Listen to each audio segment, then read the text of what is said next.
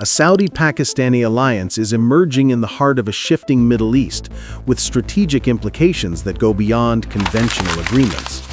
It merges Saudi Arabia's massive financial power with Pakistan's nuclear capabilities and significant demographic weight, at a time when traditional security guarantees are being redefined. Saudi Arabia boasts one of the largest economies in the Arab world, with a nominal GDP in the trillions and the financial capacity to execute huge infrastructure, development, and global investment projects.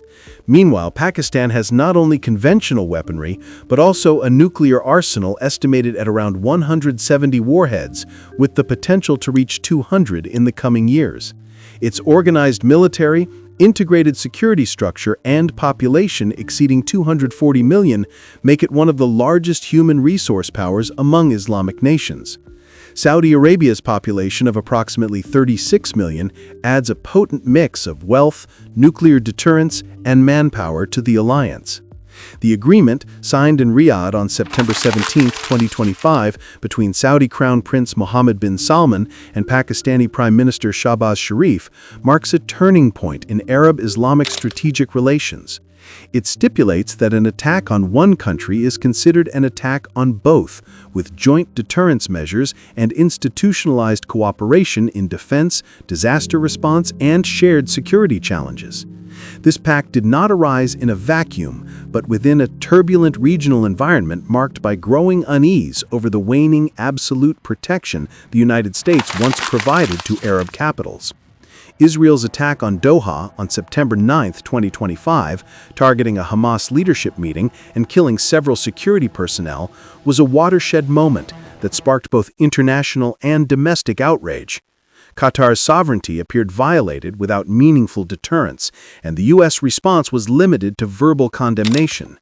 This reinforced Saudi and Gulf perceptions that alternative security guarantees or stronger partnerships were needed, ones not reliant solely on goodwill. The U.S., for its part, faces internal and external pressures, balancing military spending with domestic needs and confronting criticism over the gap between rhetoric and reality in ally protection. The Saudi-Pakistani agreement reflects Riyadh's desire to rebuild a security strategy rooted in Islamic self-reliance, rather than one constrained by shifting conditions in Washington.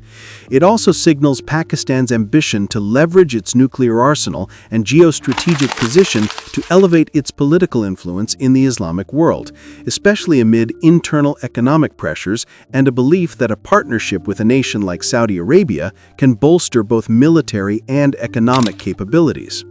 Compared to historical alliances, such as the Baghdad Pact of the 1950s and 1960s, formed by Arab states with Turkey, Pakistan, and the UK to counter Soviet expansion, this new alliance stands apart. Unlike the Baghdad Pact, which collapsed due to internal divisions and external pressures, or post-WW2 NATO agreements that relied on nuclear deterrence under Western leadership, the Saudi-Pakistani alliance is built from within the Islamic world. It combines surplus oil wealth, economic performance, military strength, and demographic heft, offering growing potential to influence global politics. The ripple effects of this new axis will be significant for key players like Turkey, Iran, China, and Russia. Turkey, which has long aspired to lead Islamic military power, will view the alliance with both admiration and concern, seeing it as a potential rival or an uncertain partner. This may prompt Ankara to seek deeper coordination with Riyadh and Islamabad on joint defense or military manufacturing, while also reinforcing its own capabilities and exploring new alliances. Iran, perceiving the alliance as a threat to its regional strategy, may respond by strengthening its influence through proxies in Iraq, Lebanon, Syria, and Yemen, or by deepening ties with powers like Russia and China.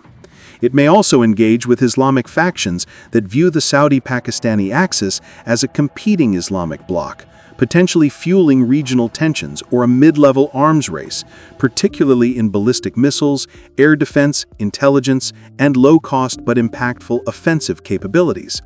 China stands to benefit significantly from this new reality. As a major trade partner and investor in infrastructure, energy, and renewables for both countries, Beijing may see the alliance as a chance to reinforce its economic corridor through Pakistan, a key link in the Belt and Road Initiative, and offer Saudi Arabia investment opportunities in exchange for technological or security cooperation. This would elevate the relationship from mere supplier-client dynamics to a strategic partnership. Russia, too, may view the axis as a gateway to expand its influence in the Middle East and South Asia through arms sales, training, and intelligence collaboration. Moscow will be particularly interested in opening new markets for its military technologies and capitalizing on the alliance's desire to develop domestic defense industries and reduce foreign dependence.